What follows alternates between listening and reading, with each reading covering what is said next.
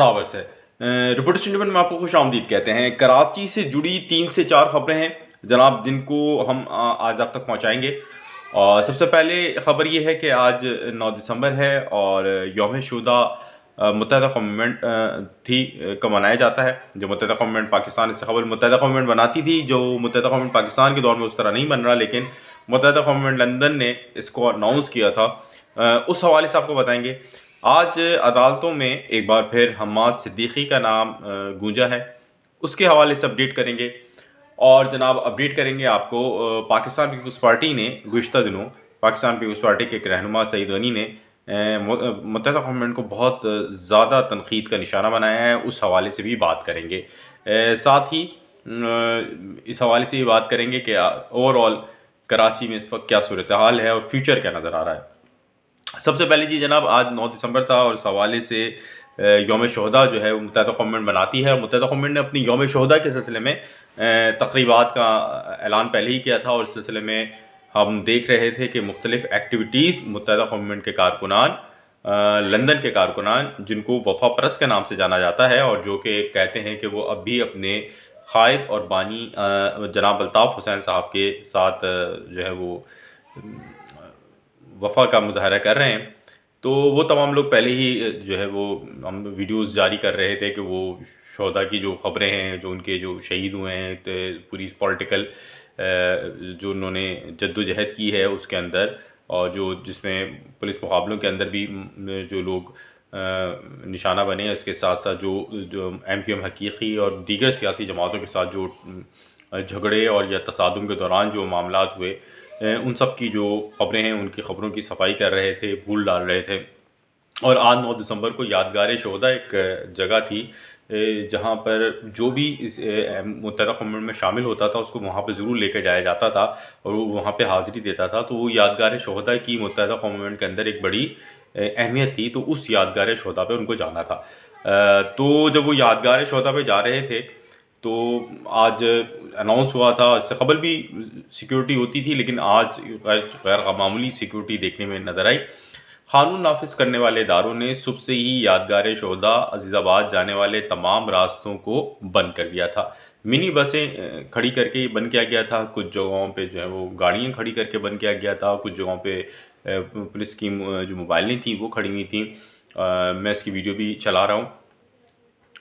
तो इस तरह उन्होंने बंद किया हुआ था और लिताहम मुत्तहदा कौम मूवमेंट के जो लोग हैं वो उसके बावजूद वहाँ पहुँचे। मुत्तहदा कौम मूवमेंट के लोगों ने वहाँ कोशिश की कि किसी तरह वो यादगार शुहदा पे चले जाएं और वहाँ जाने के बाद जो अपनी जो जिस तरह की उनकी एक्टिविटीज़ माजी में रही हैं उस तरह की एक्टिविटीज़ को कर दें। बुनियादी तौर पे एक पावर शो भी था और इस बात का एहसास दिलाना था कि मुत्तहदा कौम मूवमेंट लंदन मौजूद है और बानी अल्ताफ़ के जो लोग हैं वो यहाँ पर मौजूद हैं और वो डटे हुए हैं।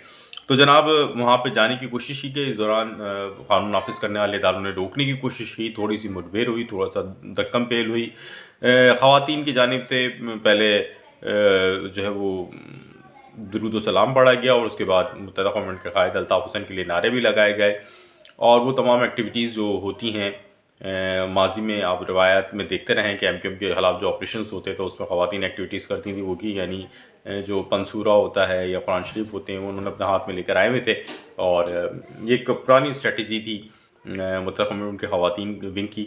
वो उस तरह आए और उनका ये कहना था कि हमें इजाज़त दी जाए यादगार शुहदा पर जाने की, तो हमें इजाज़त नहीं दी गई और कारकुनान को गिरफ़्तार कर लिया गया। जो कारकुनान गिरफ़्तार हुए उनमें साबिक जो रुकन असम्बली हैं निसार पंवर साहब शामिल हैं और अज़ीज़ाबाद थाने में जो लोग गिरफ़्तार किए गए हैं, इलाक़ा पुलिस ने कुल 18 अफराद को गिरफ़्तार किया है, जिनमें से 6 अफराद को अज़ीज़ाबाद थाने मुंतकिल किया गया है जनाब। और गिरफ़्तार कारकुनान में जो है निसार अहमद पवन हैं जनाब, ये शुएब वल्द वकील अहमद हैं, अच्छा जी, कामरान हैं, मोहम्मद एहसन हैं, मोहम्मद अदनान हैं, अनवर ख़ान तरीन हैं, आमिर मकसूद हैं, यासिर हैं, शेख रियाज़ अहमद हैं और इसके साथ साथ दानिश वल्द मोहम्मद अली हैं, मोहम्मद बिलाल वल्द मोहम्मद यासीन हैं, असलम मलिक हैं, अल्ताफ़ हुसैन हैं, जुल्फ़िकार अली हैं, आफ्ताब बक़ाई एडवोकेट हैं जी। और ये इन्होंने पटिशन्स भी डाली थी, आपको याद होगा बानी मुत्तहदा अल्ताफ़ हुसैन की जो तकरीरी की आज़ादी के लिए। एजाज़ अहमद हैं, शाहिद मलिक हैं, फ़हीम गनी हैं, रिज़वान वॉल हैं, अच्छा, मोहम्मद इरफान हैं, जौहर आबिद हैं, ये कबल इन्होंने इलेक्शन लड़ने की कोशिश की थी और इनको गिरफ़्तार कर लिया गया था। फैसल मुजीब हैं, ये डॉन न्यूज़ के कैमरामैन हैं। अशफाक वल जमाल अहमद हैं और शकील अहमद सिद्दीकी हैं। इन तमाम लोगों को जनाब वो गिरफ़्तार कर लिया गया, उनको मुंतकिल कर दिया गया थाने में और कल इनको अदालतों में पेश किया जाएगा। निसार पंवर साहब जब गिरफ़्तार हुए तो उन्होंने विक्ट्री का निशान बनाया और उसके बाद वो सबको यहाँ से मुंतकिल कर दिया गया। MQM को रेजिस्टेंस का सामना है बानी मुत्तहिदा की पार्टी को, जहाँ उनको सिर्फ़ और सिर्फ क़ानून नाफिज करने वाले इदारों की जानिब से ही रेजिस्टेंस का सामना नहीं है, बल्कि उनको अपने उन तमाम साबिक़ लोगों का इसकी जानिब से भी रेजिस्टेंस का सामना है जो कभी इनकी सफ़ों में हुआ करते थे और वो अब उनसे सख्त नाला हैं और उनको अंदाज़ा है कि अगर वो आ गए तो फिर इनकी दाल यहाँ पर नहीं गलने वाली और जो इनका जितना भी मामला है वो ख़त्म हो जाएगा। लिहाजा वो रेजिस्टेंस या वो सख्ती भी है। गो के मेरी नज़र में ये होना चाहिए था कि जो उनके साबिक़ साथी थे या उनके जो साबिक़ लोग थे वो ये चाहते, उनको ये चाहिए था कि वो कहते ठीक है जी इनको आने दें, और वो भी उनमें शामिल हो जाते और दुआ करते और तमाम चीज़ें करते और जो एक दूसरे के ख़िलाफ़ इतने ज़्यादा एग्रेशन का जो तासुर है उसको ख़त्म करते ताकि चीज़ें बेहतर हो सकती थी। बहुत सारे ऐसे लोग हैं जो मिल के साथ जाते तो कोई प्रॉब्लम नहीं होती, जो यानी दोनों के लिए जो काबिल कबूल लोग हैं उनको अगर आगे कर देते तो ये सूरत-हाल ऐसी नहीं होती और एक बीच का रास्ता निकल आता और कराची के लिए भी वो बीच का रास्ता बहुत बेहतर होता। अच्छा जी, एक और एक स्टोरी है जी, सिंध हाई कोर्ट के अंदर जो आइनी बेंच है उसके अंदर बैरून मुल्क फ़रार जो अफराद हैं उनके हवाले से केसेस की समाअत हो रही थी। तो साने बल्दिया केस के जो मफरूम मुल्ज़िम है हम्माद सिद्दीकी साहब, उनकी ताहाल गिरफ़्तारी पर अदालत ने सख्त बरहमी का इज़हार किया है और अदालत ने सख्त बरहमी का इज़हार करते हुए ये कहा है कि आखिर 266 अफराद के कत्ल में मुलव्विस हम्माद सिद्दीकी को गिरफ़्तार करके क्यों वतन वापस नहीं लाया जा सका। जस्टिस के आगा ने रिमार्क दिए, ऐसे शख्स की कौन पुष्ट पनाही कर रहा है जिसके ऊपर संगीन नोयत के इल्ज़ामात हैं। मुल्ज़िम हम्माद सिद्दीकी का शनाख्ती कार्ड और पासपोर्ट ब्लॉक करने का हुक्म दिया था, अब तक क्या इक़दाम किए गए। ये वज़ारत दाखिला की नाअहली है कि मफरूम मुल्ज़िम को गिरफ़्तार करके वापस नहीं लाया गया। अदालत ने ये रिमार्क भी दिए गए और इसके साथ साथ अदालत ने कहा कि अगर आपको ये अदालत ने मफरूर हामिद हम्माद सिद्दीकी अच्छा इसके साथ एक और मुल्ज़िम तक़ी अदर शाह खुर्रम निसार, उनकी अदम गिरफ़्तारी पर वज़ारत दाखिला और वज़ारत ख़ारजा से रिपोर्ट तलब कर ली है और एडिशनल अटॉर्नी जनरल को 17 दिसंबर को तलब कर लिया है। अच्छा, ये जो साने बल्दिया फैक्ट्री केस है इसके हवाले से मफरूम मुल्ज़िम जो हम्माद सिद्दीकी हैं, जो कराची तंजीमी कमेटी के रूह रवा थे और बड़े अहम थे, नाम थे, उनके हवाले से अदालत से कबल भी कई ऑब्जर्वेशन दी चुकी है और ये कहा जा रहा था कि उनको जल्द जो है वो मंज़िल आम पे आने वाले हैं, ताहम अभी तक हम्माद सिद्दीकी साहब नहीं लाए गए हैं। अच्छा, एक तो जानिब ये केसेस चल रहे हैं, दूसरी जानिब मुत्तहिदा कौमें इस वक्त एक अंदरूनी इंतशार का भी सामना कर रही है, चाहे वो मुत्तहिदा कौमें लंदन हो या मुत्तहिदा कौमें पाकिस्तान हो।